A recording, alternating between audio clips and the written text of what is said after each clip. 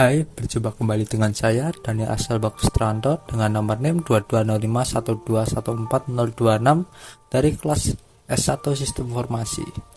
Saat ini saya akan membawakan beberapa topik pembahasan. Yang pertama yaitu perbedaan XDD dan SSXD dan SSD, lalu NVMe. Yang kedua yaitu apa saja yang kita ketahui tentang XDD SAS.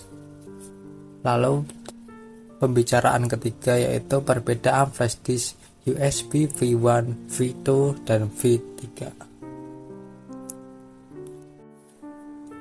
Kita awali dengan perbedaan XDD, SSXD, SSD, dan NVMe.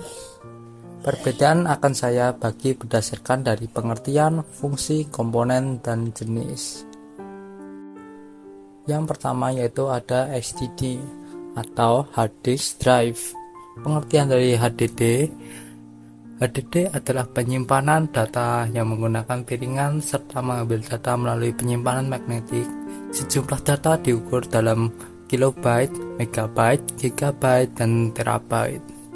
Saat data disimpan ke HDD, data tersebut disimpan di sana meskipun komputer dimatikan, karena ini berfungsi sebagai penyimpanan di komputer. Dengan kata lain, HDD mempunyai sifat non-volatile. Lalu kita masuk fungsi HDD.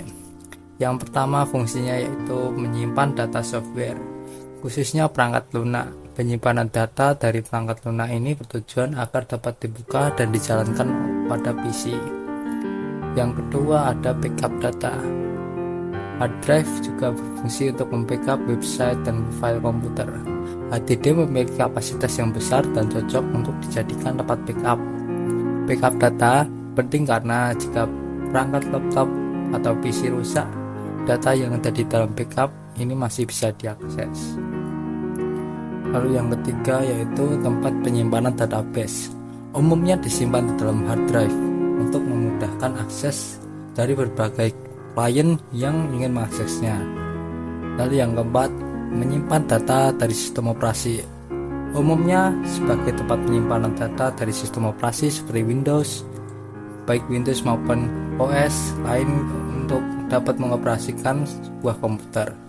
Yang kelima, untuk menyimpan berbagai file pengguna. Lalu kita masuk ke komponen HDD. Yang pertama ada piringan atau platters. Angka 0 dan 1 yang membentuk file Anda simpan pada cakram yang melingkar yang disebut dengan piringan. Plat aluminium, keramik, dan kaca dengan permukaan magnetik yang digunakan sebagai penyimpanan data secara permanen. Lalu yang kedua komponennya ada spindle. Piringan tersebut diletakkan oleh spindle di mana diputar sesuai kebutuhan. Seberapa cepat dan data dapat ditulis dan dibaca ditentukan oleh kecepatan putaran per menit. Meskipun lebih cepat dan lebih rendah dimungkinkan, drive desktop internal di mana biasa berputar pada kecepatan 7200 rpm. Lalu yang ketiga ada read write arm atau biasa disebut RWH. Dan lengan akuator ini berfungsi untuk mengontrol pergerakan head dari kegiatan baca atau tulis disk. Komponen ini juga melakukan pembacaan dan penulisan aktual pada cakram disk, yaitu dengan mengubah permukaan magnetik menjadi arus listrik. Lalu yang keempat aktuator, disebut dengan head aktuator, yang akan mengambil instruksi dari papan sirkuit drive.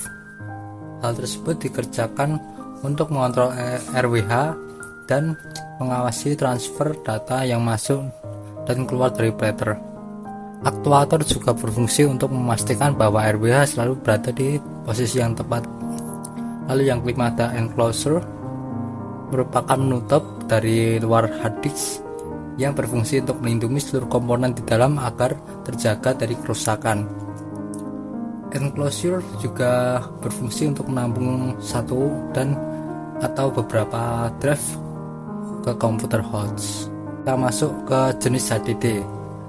Di sini ada hard disk SATA memiliki bentuk ramping dibandingkan hard disk lainnya dan mulai dipasarkan pada tahun 2022. Lalu yang kedua ada hard disk SATA menggunakan 16 bit paralel yang dengan menambahkan kecepatan transfer.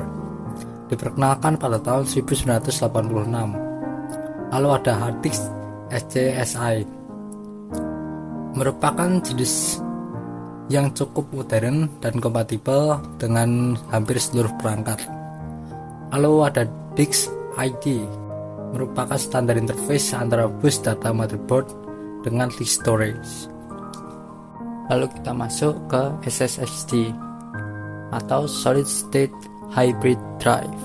Pengertian dari SSHD merupakan media penyimpanan jenis baru yang merupakan gabungan antara teknologi SSD dan HDD yang membuat SSHD memiliki keunggulan yang luar biasa dibandingkan dengan pendahulunya.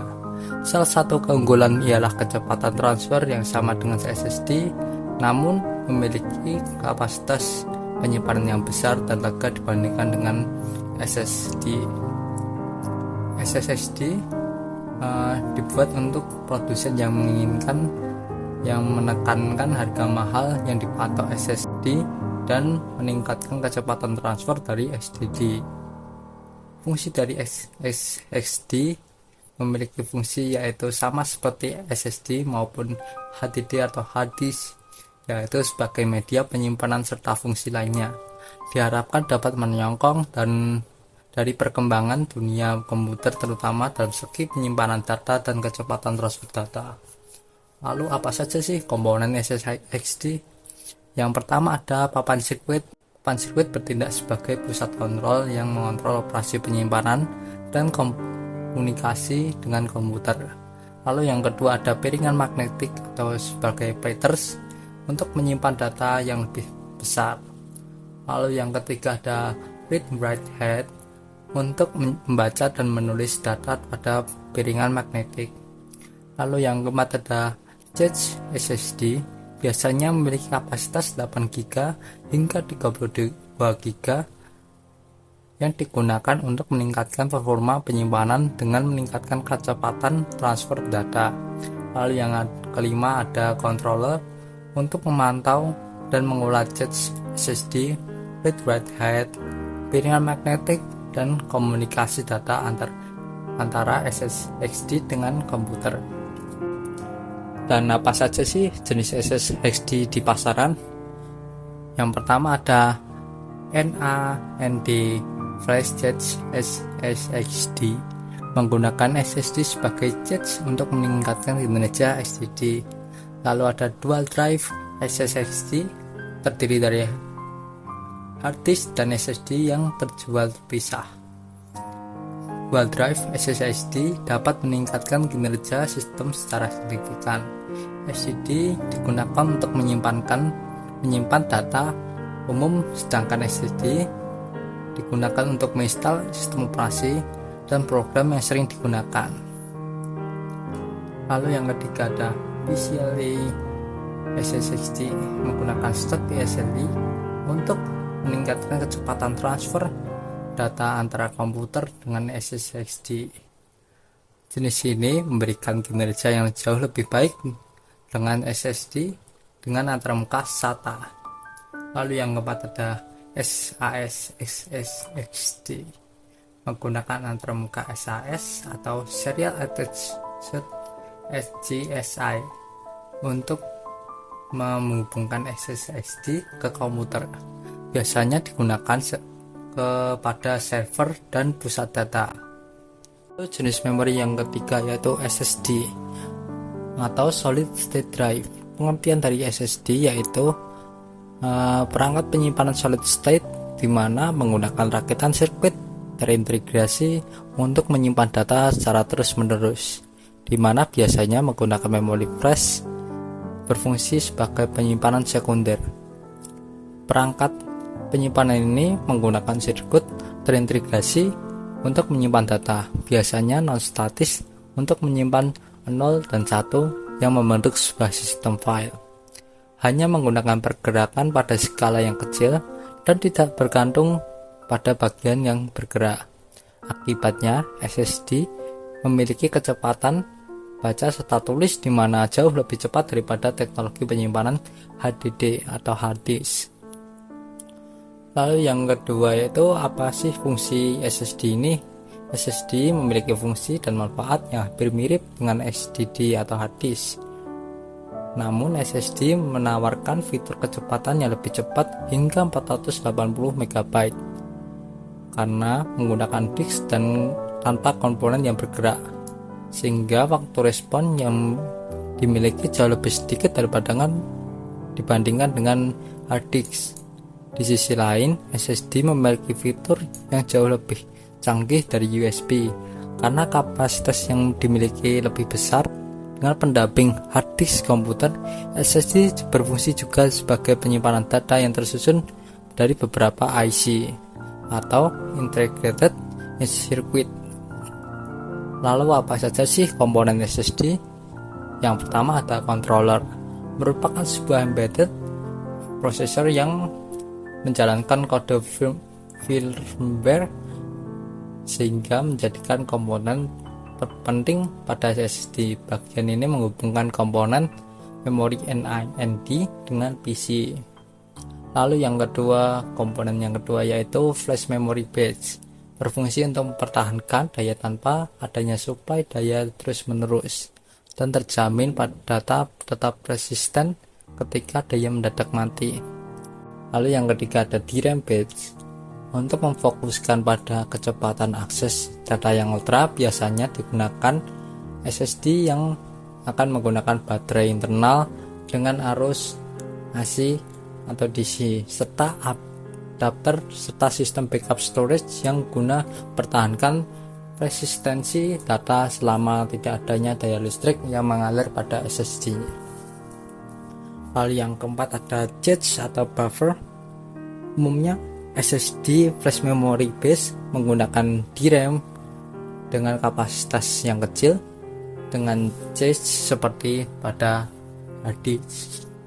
Data yang sering digunakan akan tetap berada di cache selama drive beroperasi, namun akan hilang jika tidak beroperasi.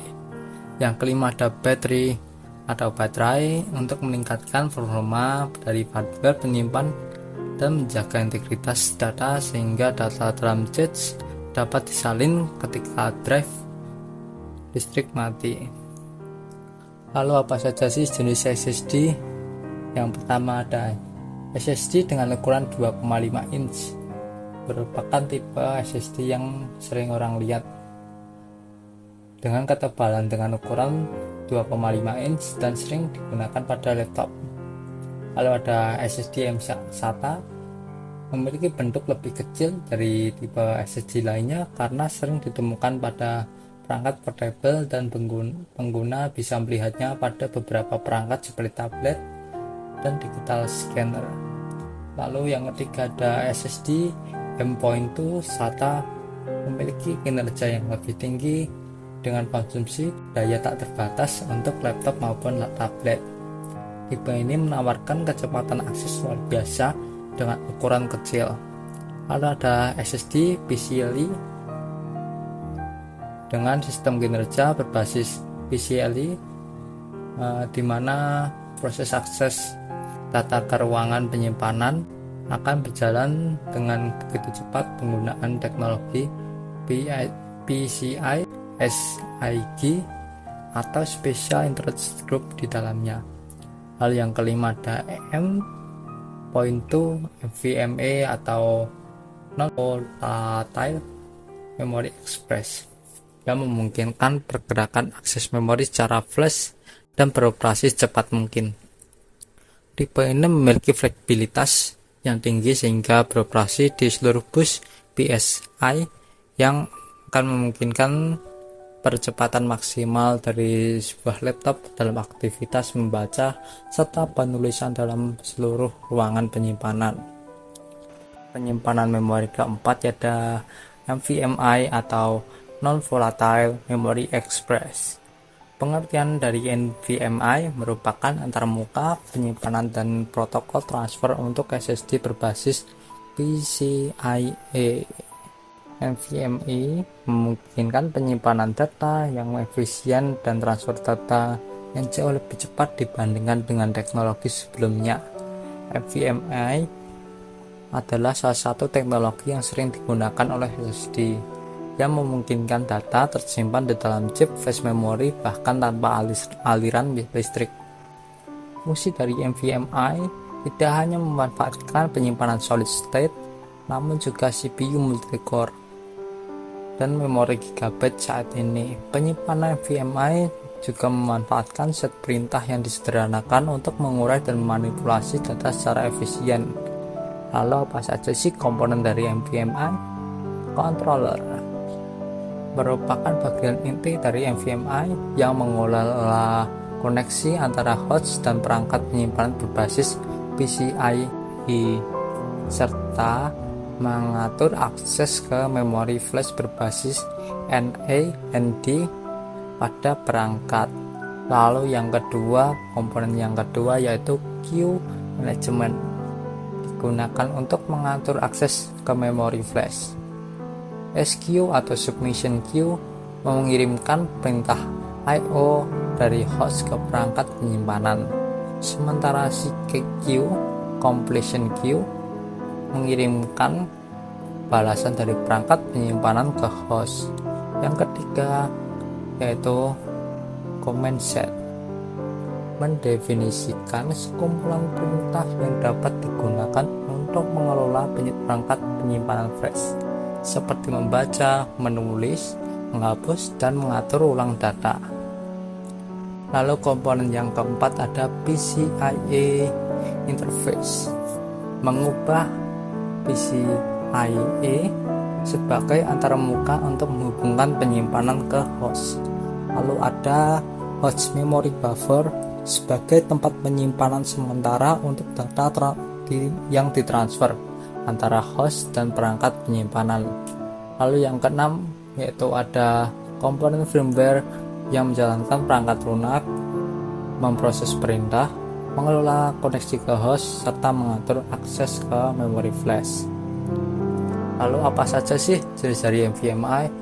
Yang pertama ada NVMe SSD, digunakan sebagai media penyimpanan pada komputer dan server yang lebih cepat daripada SSD berbasis SATA karena menggunakan antarmuka PCIe. Yang kedua yaitu NVMe over Fabrics yang dirancang untuk mengakses penyimpanan terdistribusi melalui jaringan. Jenis ini memungkinkan pengguna untuk mengakses penyimpanan NVMe di luar sistem lokal, termasuk penyimpanan di pusat data dan cloud. Lalu ada NVMe RAID. Di sini jenis penyimpanan ini yang menggunakan beberapa SSD untuk meningkatkan kinerja dan keandalan penyimpanan. Lalu yang keempat ada jenis memori NVMe AIC atau 8-in card. Jenis penyimpanan yang biasanya digunakan pada server dan pusat data yang membutuhkan penyimpanan yang lebih cepat dan efisien. Lalu yang kelima ada NVMe M.2, jenis media penyimpanan yang dapat dipasang langsung pada motherboard dan serta cocok untuk sistem yang membutuhkan ruang yang kecil. Lalu di sini ditampilkan tabel perbedaan antara SSD, hard disk, SSD, NVMe. Lalu kita mulai dari SSD. Ukurannya memiliki 120 GB hingga 4 TB. Kecepatannya memiliki urutan kedua, yang pastinya lebih cepat dari SSD atau hard disk. Daya tahan dari baterai lebih cepat dan efisien. Tingkat kegagalan 0,5% hingga 1% per tahun. Memiliki ketahanan 5-10 tahun. Lalu yang kedua ada penyimpanan hard disk atau SSD. Memiliki ukuran 500 GB hingga 16 TB. Memiliki kecepatan keurutan keempat. yang pastinya lebih lambat dari SSD dan memori yang lainnya ya. Daya tahan dari baterainya kurang efisien, lalu tingkat kegagalannya 1,5% hingga 2% per tahun. Ketahanannya memiliki ketahanan 3 sampai 5 tahun. Lalu jenis penyimpanan yang ketiga yaitu ada SSD, memiliki ukuran 500 GB hingga 2 TB. Kecepatannya memiliki urutan ketiga, yang pastinya lebih cepat daripada hard disk. Daya tahan dari baterai kurang efisien, tingkat kegagalannya 1,5 hingga 2% per tahun, sama seperti hard disk. Memiliki ketahanan 3 sampai 5 tahun, sama juga seperti hard disk. Lalu jenis penyimpanan NVMe, memiliki ukuran 156 GB hingga 4 TB. Memiliki kecepatan dengan urutan yang pertama, lebih cepat dari 4 memori lainnya. Daya tahan baterai lebih efisien dan lebih cepat juga.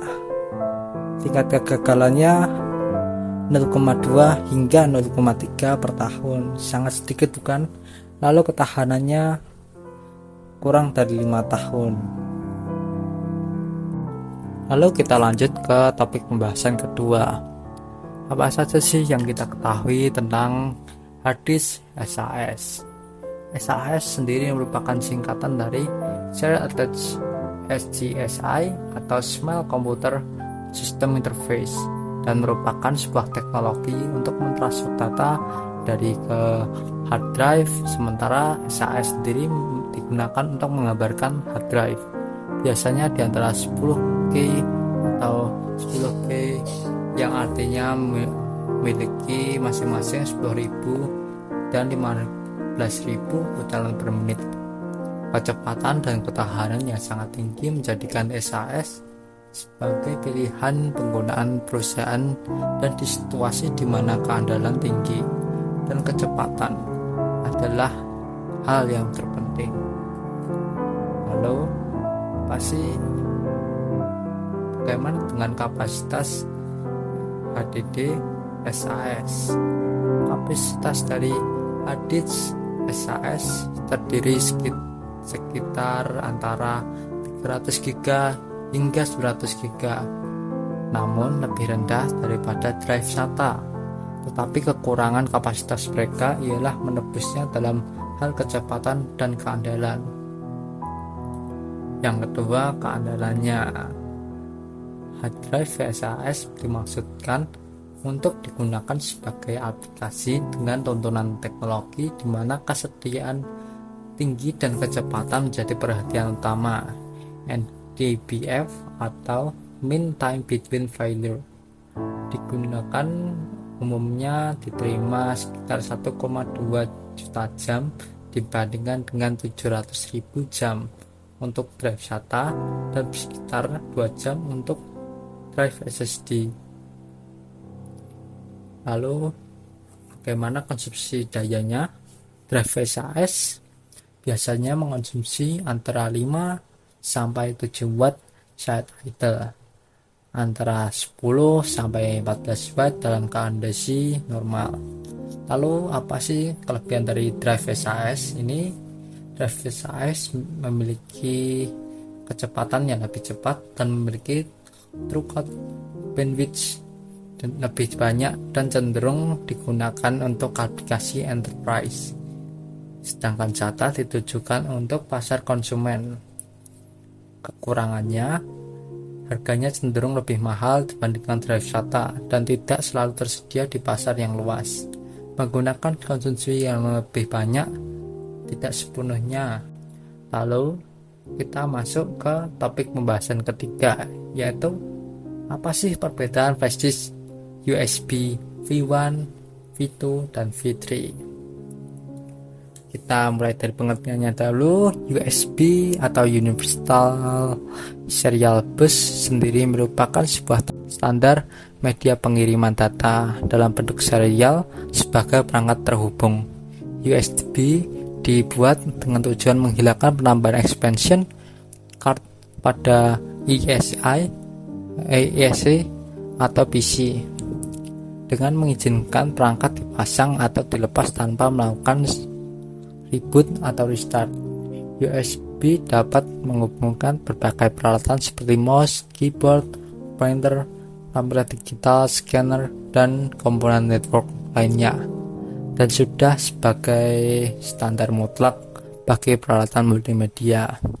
Beberapa versi USB yang telah ada di antaranya itu USB 1.1 dirilis pada Januari 1996, memiliki kecepatan rendah dengan kebutuhan ketegangan listrik yang tinggi sekitar 4,4 volt, menggunakan 4 pin konektor dan hanya mendukung sistem 32 byte. Jika dipaksa 64 byte, maka akan menjadi sebuah permasalahan. Lalu jenis USB yang kedua yaitu USB 2.0 dirilis pada April 2000 yang memiliki kecepatan medium transfer dengan kebutuhan listrik yang sama dengan USB 1.1 yaitu 4,4 volt, menggunakan 4 pin dan sudah mensupport untuk sistem 32 bit maupun 64 bit. Lalu yang ketiga, yang terakhir ada USB 3.0 dirilis pada November 2008 yang memiliki kecepatan transfer yang tinggi dengan kebutuhan listrik yang rendah yaitu sekitar 4 volt dan menggunakan 8 pin konektor yang mendukung sistem operasi 32 dan 64 bit. Sekian yang telah saya sampaikan. Saya ucapkan terima kasih banyak kepada orang-orang yang telah menonton, dan semoga pembahasan tentang media penyimpanan kali ini dapat bermanfaat bagi kalian. Saya Daniel Setpustranto izin undur diri. Terima kasih.